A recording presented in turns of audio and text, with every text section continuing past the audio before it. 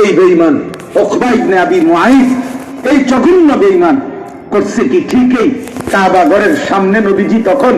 সিজদা দিছিলেন, এই বেঈমান গিয়া নবীজি সাল্লাল্লাহু আলাইহি সাল্লামের কপাল মোবারকের মধ্যে থুতু মেরে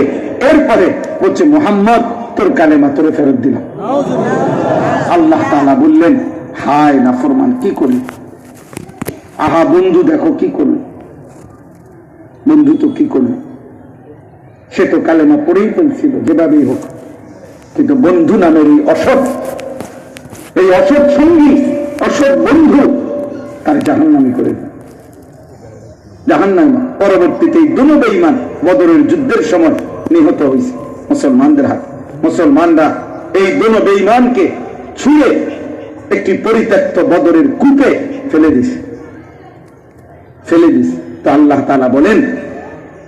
ওয়ায়াউমা তাশাক্কাকুস সামাউ বিল গামাম ওয়া নুযিলাল মালাইকাতু তানজিলা, কিয়ামতের দিন আসমানটা মেঘে ঢেকে যাবে, কোটি কোটি ফেরেশতা মেঘ ভেদ করে হাসরের ময়দানে নেমে আসবে। আল মুলকু ইয়াউমা ইদিনিল হাক্কু লির রহমান, আল্লাহ বলেন সেদিন একমাত্র আল্লাহর জন্য সমস্ত মালিকানা থাকবে।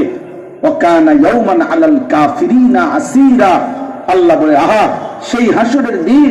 সমস্ত নাফরমান বেঈমান পাপী কাফের তাদের জন্য বড় বেশি কঠিন হবে। এরপরে দেখো ভাই এই শেষ ওয়ায়াউমা ইয়াআদ্দুজ যালিমু আলা ইয়াদাইহি, আল্লাহ বলেন সেদিন প্রত্যেকটা পাপী নাফরমান বেঈমান নিজের হাতগুলো নিজের আঙ্গুল দিয়ে এইভাবে কামড়াইতে থাকবে, ছিঁড়ে ফেলতে চাইবে আফসুসে আফসুসে, আর বলবে ইয়া লাইতানি ইত্তাখাযতু মা'আর রাসূলি সাবিলা, হায় আফসোস আমি যদি রাসূলের পথ ধরতাম, নবীর কথা শুনতাম। ইয়া ওয়াইলাতা লাইতানি লাম আত্তাখিজ ফুলানান খলিলা, হায় আফসোস আমার মন্দ কপাল আমি যদি যে যার কারণে গুনাহ করেছে, যে যার সাথী হয়ে মদ খাইছে, জুয়া খেলছে, নারী দেখছে, উলঙ্গ ছবি দেখছে, জিনা করছে, ব্যভিচার করেছে, সুদ খাইছে, কিস্তি নিছে, সন্ত্রাসী করেছে, চাঁদাবাজি করেছে, খুন করেছে, রাহাজানি করেছে, চুরি করেছে, ডাকাতি করেছে, জীবন চলায় বেপর্দা বেহায়া চলেছে, প্রত্যেক পুরুষ এবং নারী যে যার কারণে পাপ করছে ওর কথা স্মরণ করে করে বলবে আহা আমি যদি তারে বন্ধু না বানাইতাম, তারে যদি বন্ধু না বানাইতাম, তারে যদি বন্ধু না বানাইতাম। লাকাদ আদাল্লানি আনি যিকরি বা'দা ইয জাআনি, আল্লাহ বলে সে বলবে আহা আমার কাছে তো হেদায়েতের বাণী এসেছিল কিন্তু বন্ধু তো আমারে পথভ্রষ্ট করে দিল, আমার চারদিকে তো আজান হইতো কিন্তু বন্ধু তো আমারে কোনোদিন নামাজের কথা বলে নাই, আমার ঘরে তো কোরআন ছিল কিন্তু আমি বন্ধুর খপ্পরে পড়ে তো কোনোদিন কোরআন ছুঁয়েও দেখতে পারি নাই, আমার বাড়িতে তো হাফেজে কোরআন ছিল কিন্তু আমি অসৎ বন্ধুর খপ্পরে পড়ে কোনোদিন তো আল্লাহর কোরআন পড়ার চেষ্টাও করি নাই, আমার তো হালাল উপার্জন করার সুযোগ ছিল কিন্তু আমার সাথে অসৎ চরিত্রহীন লম্পট আমারে হারামের মধ্যে লাগাই দিছিল, বন্ধু নামের শয়তান তো আমারে মোবাইল থেকে নারী ছবি অস্থির দৃশ্য দেখায়া আমারে লম্পট বানায় দিছে, আহা আমি কি করলাম, আহা কি করলাম। ওয়াকানা শাইতানু লিল ইনসানি খাযুলা, আল্লাহ বলে মনে রেখো এই বিপদের মুহূর্তে ইবলিস এবং এই বন্ধু নামের শয়তান সেও কিয়ামতের দিন তোমার থেকে সরে যাবে, অর্থাৎ সাহায্য সহযোগিতা পরামর্শ দেওয়ার মতো কেউ থাকবে না, ওই নাফরমান একাই নিজের আফসোস নিজেই করবে। এই জন্য কথা আমার শেষ, আব্বা ভাই আমার বন্ধু আমার প্রত্যেকের কাছে অনুরোধ জীবনটা আল্লাহর দিকে ফিরাও, নওজওয়ান আল্লাহর দিকে ফেরো, রাসূলুল্লাহ সাল্লাল্লাহু আলাইহি সাল্লামের একটা একটা সুন্নাত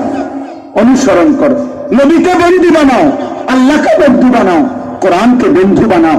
আলেমকে বন্ধু বানাও, ইমামকে বন্ধু বানাও, হাফেজে কোরআনকে বন্ধু বানাও, তালিবে ইলমকে বন্ধু বানাও, আল্লাহর দ্বীন মানে সিজদা করে 5 ওয়াক্ত নামাজ পড়ে হালাল হারাম মেনে চলে এমন মানুষকে বন্ধু বানাও। চুল চেহারা লেবাস পোশাক আচরণ উচ্চারণ জীবনের সব কাজ আল্লাহর নবীর সুন্নাত মোতাবেক বাবা চাচা ভাই বন্ধু প্রত্যেকেই বানান, সেটাই হবে উত্তম বন্ধু, সেটাই হবে উত্তম সঙ্গী, সেটাই হবে আখিরাতের শ্রেষ্ঠ নির্বাচন, জান্নাতের মেহমান। এজন্য আমি আজকে এতটুকুই আপনাদের কাছে বললাম। আমি প্রতিদিন আমার সাদা গাড়িতে এই কিতাব বিক্রি করি। আজকে 4 মাস রাসূলুল্লাহ সাল্লাল্লাহু আলাইহি সাল্লামের সুন্নাতের কিতাব তালিমুস সুন্নাহ, প্রায় 600 পৃষ্ঠা ব্যাপী বাংলা ভাষায় আমাদের নবীজি সাল্লাল্লাহু আলাইহি সাল্লামের জীবনের সমস্ত সুন্নাত, ছোট বড় বিন্দু বিন্দু যত সুন্নাত আছে 23 বছরের, সব এখানে একটা মানুষ, নারী পুরুষ, ছোট বড় জওয়ান বৃদ্ধ, ঘর সংসার বাজার ব্যবসা, সকল সুন্নাত এই কিতাবের মধ্যে দলিল সহ আমাদের ঢাকা গাজীপুরের বাংলাদেশের একজন বিখ্যাত বুজুর্গ অধ্যক্ষ মিজানুর রহমান চৌধুরী শায়েখে কাপাসিয়া, অনেক বড় আল্লাহওয়ালা, অনেক বড় বড় আলেমদের সমন্বয়ে হযরত এই কিতাবখানা লিখছেন।